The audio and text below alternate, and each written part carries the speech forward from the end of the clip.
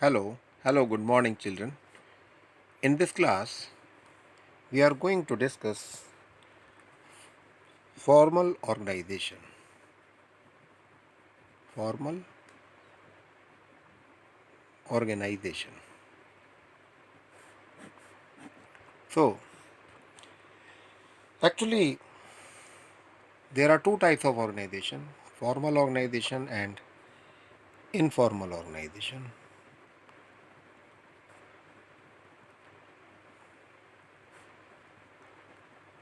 But in this class, we will discuss only formal organization.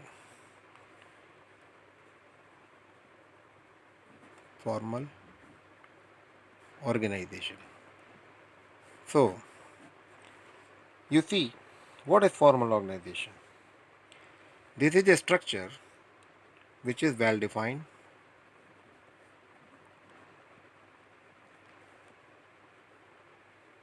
and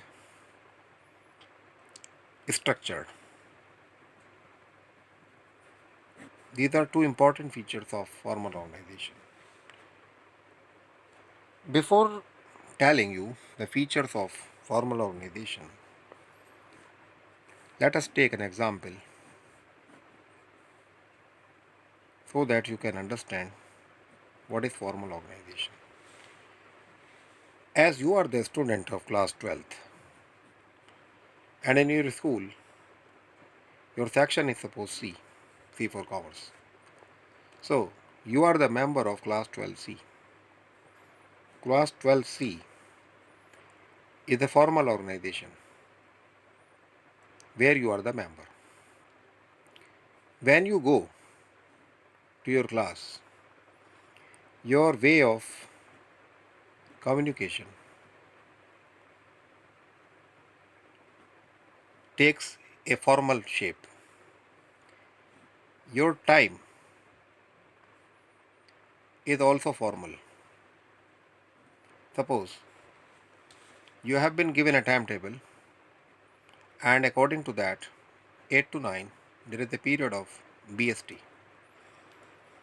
And suppose you are not interested in study of BST at that time, but you cannot carry on your will because you are the part of formal organization. You have to abide by a well defined program. Similarly, a teacher X is expected to teach there between 8 to 9 o'clock BST, and he wants to teach you at that time, suppose English. So he can't do because he is not authorized for that.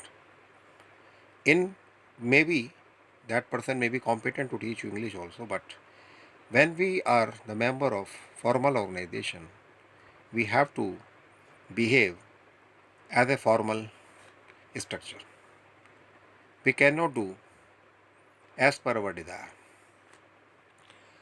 Now, if we take features, we can take better idea of formal organization. So, features of formal organization we should discuss. Features of formal organizations. Number one, intentionally created or deliberately created. Deliberately, deliberately created. It means formal organization structure is created intentionally by the process of organizing. It is not by chance that class 12C comes into existence. Class 12C has been deliberately created as per the uh, formal instructions, as per the formal planning, as per the formal design of the school. Number two, achievement of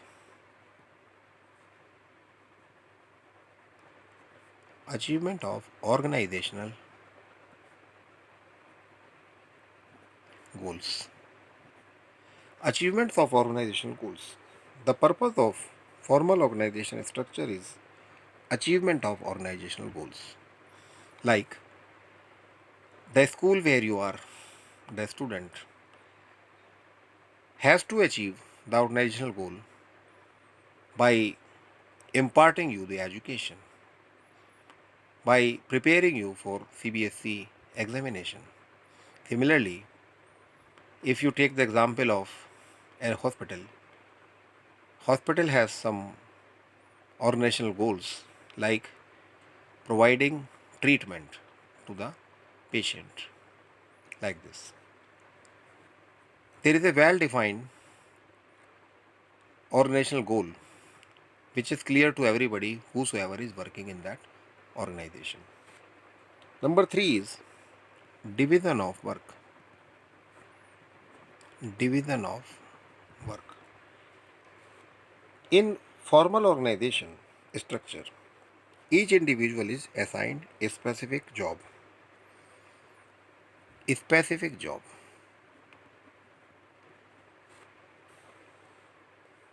Division of work results in specialization. What do you mean by specific job? In your home, you can do any work. But when you are the part of formal organization, then you are expected to perform a specific job. As suppose in a school organization, as Mr. X is BST teacher, then he has been given this specific job of teaching BST subject to the children.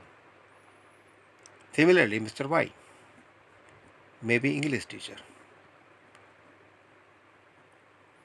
He has been given or she has been given a specific job of teaching English to the students only. Mr. Jad, who is security in charge, he has to ensure the security of the school. So his job is quite different from the job of Mr. X and Mr. Y. But Mr. Jad is also performing a specific job. So similarly, one more person, Mr. M, he is librarian. So he is supposed to take care of library and to provide the services to students regarding providing them the books as per their demand.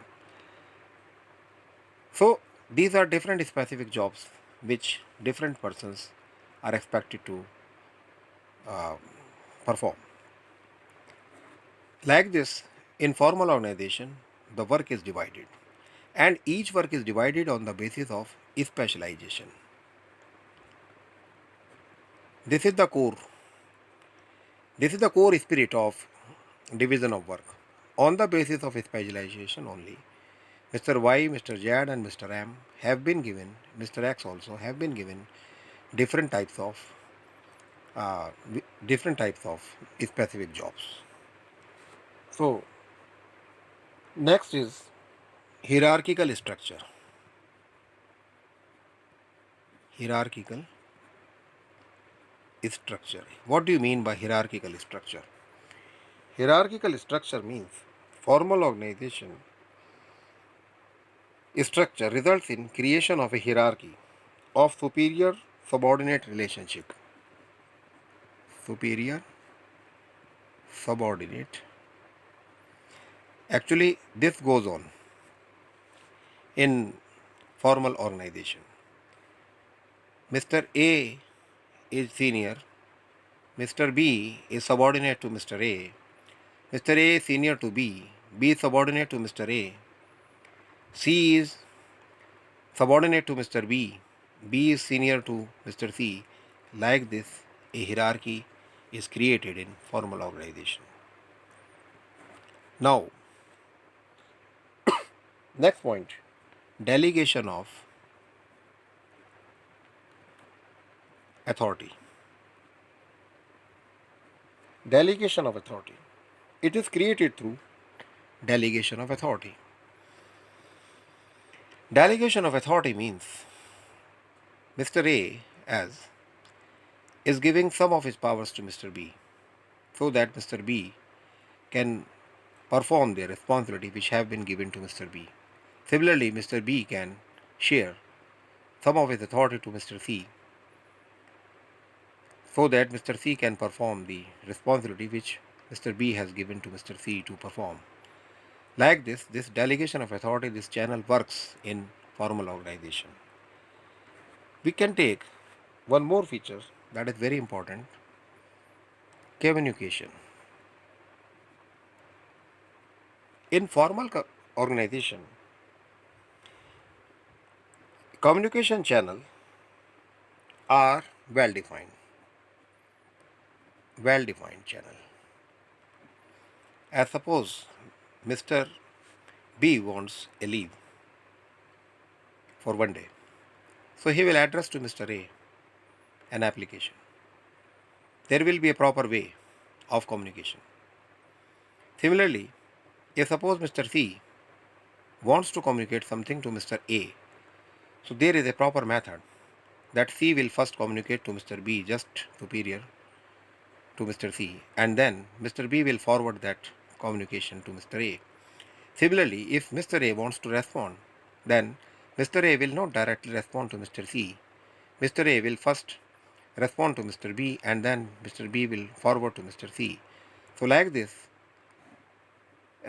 channel of communication works in formal organization. This is well defined, deliberately created. Deliberately created. The communication channel is not by chance or by desire, but it is deliberately created. Whatever system has been given to employees to follow, that has to be followed.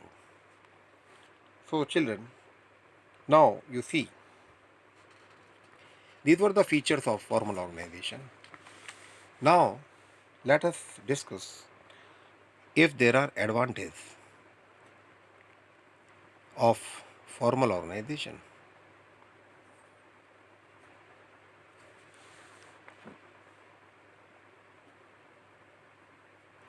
Advantage of formal organization. There are many advantages of formal organization, like this is clearly defined organization. So clearly defined organization always works in a clear cut direction and it reaches its destination without any hindrance. Next is effective communication. Division of work. Develop effective communication system in the organization, because the entire work has been divided like this in so many parts. So these have some very well specific way of communication so that all parts are kept knit together. So effective communication is ensured by formal organization.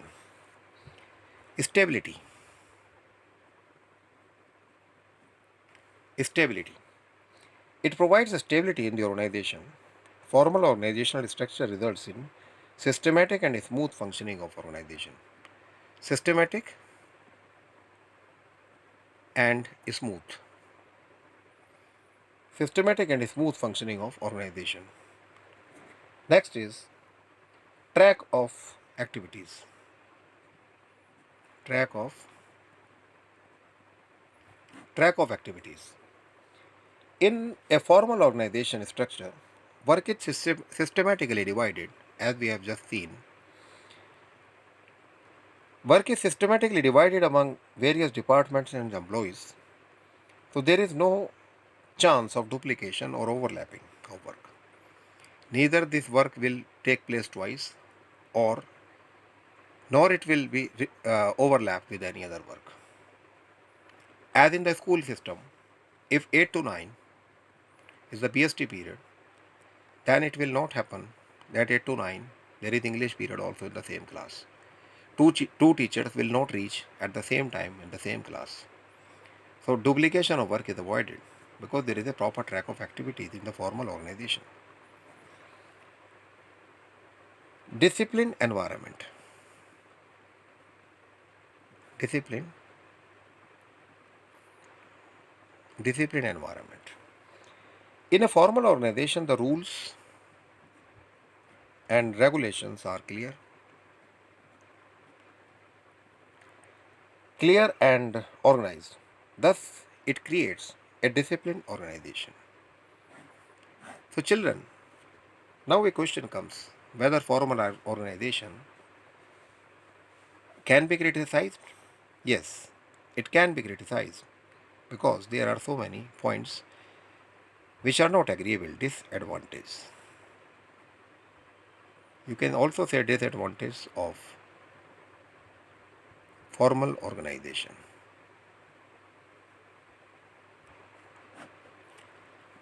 Number one is delayed communication.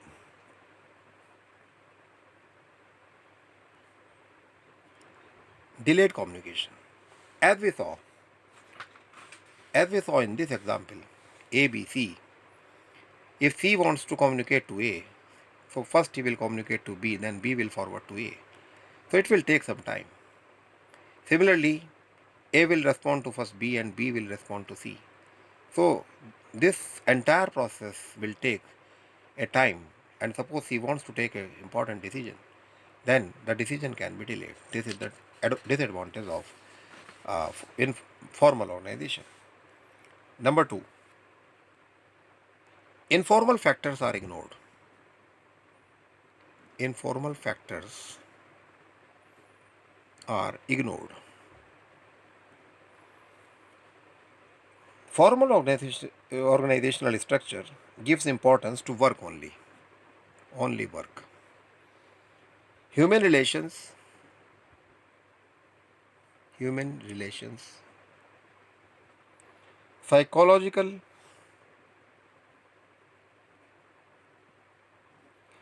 and social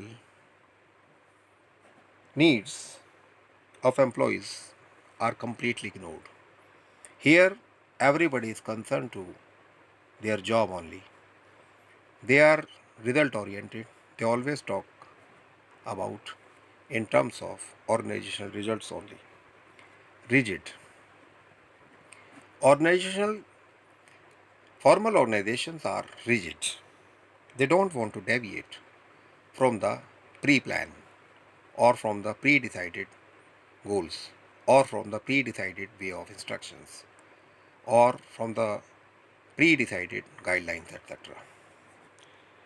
Last is lack of coordination. Sometimes the decisions of the top management are not practical, and as a result, there is a lack of coordination. This is top management, and here a worker is working. This top management has taken a suppose decision. This person is not agreed. So formal organization does not help this person to communicate to this in normal course of time, and he will work without being agreed, and it will certainly create a lack of coordination. So like this children we have seen today in this class is the formal organization, and in the next class we will see what is informal organization. You take care of your NCRT book, and you prepare its notes also. Thank you very much. Have a nice day.